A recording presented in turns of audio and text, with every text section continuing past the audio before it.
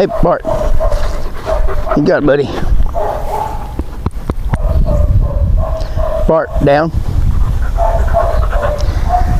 Well, folks, we're gonna go to number 2 on our fighting styles of dogs. This is gonna be the most, probably the one that's been bad-mouthed the most, if it's even known about, and at the same time, it's one that most people seem to want to do the most.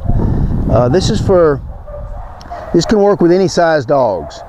I've trained little Jack Russells to do this, and it really was a style that sort of is natural to the Mastiffs. And the more defense-driven a dog is, the more they can do, more easily they'll get into the ReBITE type training. Right, Big Bart? Huh? So, the ReBITE is just that.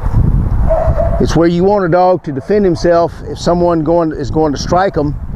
Like a dog Bart size, wherever Bart went to, there you go. A dog Bart size can pull most men to the ground quite easily and stay out of their way.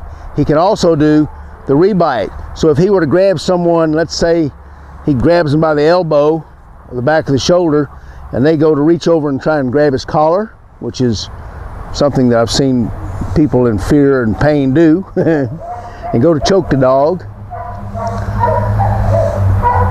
If Bart turns loose of this elbow and grabs this attacking hand, then this person's really out to lunch for the rest of the night. We have no worries, no concerns. I've heard a lot of people, most people, you got to remember, don't have the opportunity to see many street live bites. They don't do apprehensions. Even if you're on the police department, you may only get 1 or 2 live bites or apprehensions in a full career.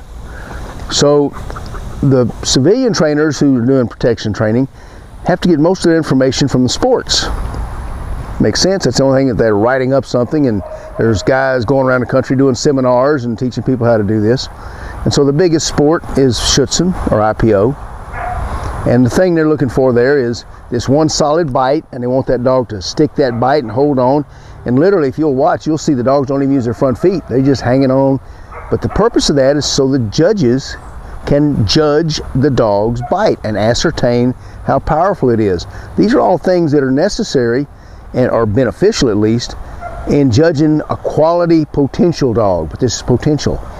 But because they're, in the beginning, they grabbed and took one bite and stayed on, that became the popular thing. That's what the dog trainers had access to for information.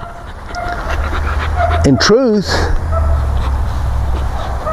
if a dog is going to protect himself and keep his head from being bashed in, if he can take out an elbow, which for me is the ultimate prime target, and then if the person goes to strike him, can grab this arm, once these elbows are ripped and bitten hard, this whole arm becomes useless.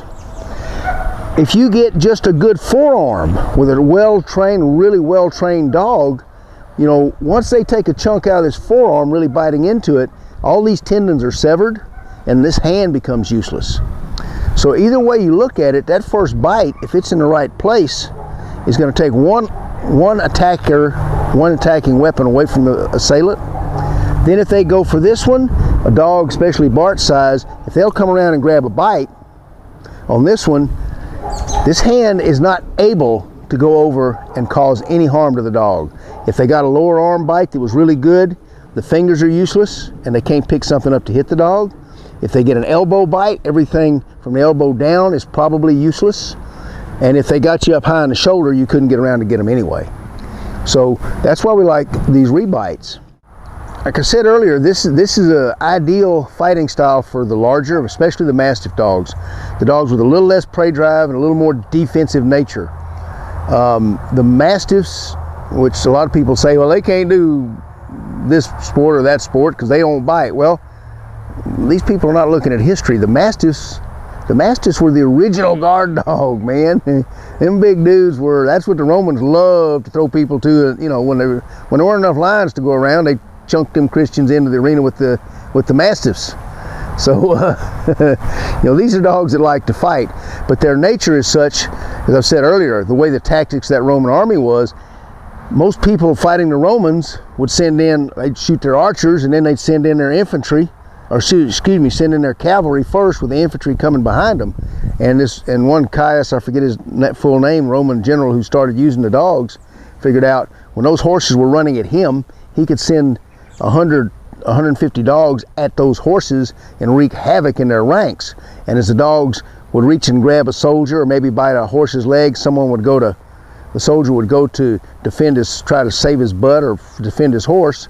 And these dogs learn really quick to turn loose and take out that man. And that's where this tendency to rebite got very strong in the Mastiffs. It's a little harder if you're working with the herding dogs. They're going to be prone to hold on. This is the one fighting style that takes probably the most training. Terriers also are going to be a breed that, because they tend to want to fight or kill anything, the Mastiffs at one end and the Terriers at the other end are going to be two types of dogs that this fighting style is well suited for. The herders in the middle can take a little more training, but once they get good at this style, they are devastating because they have the longest jaws and muzzle of any of these types of dogs, and that long muzzle lends to complete and total control. Like I always tell people about a full mouth bite, it's the difference between doing chin-ups on a bar with your fingertips or taking the whole bar in your hand. And these dogs, they're all capable of doing it. Takes a little more work, but you know, hey, that's why we do our dogs. We enjoy the work. If you enjoyed the video, we appreciate it. Tell your friends, subscribe, like us, share it around, and anytime you get the chance, come on down to Texas and join us in the hot sun. Look forward to seeing you next time.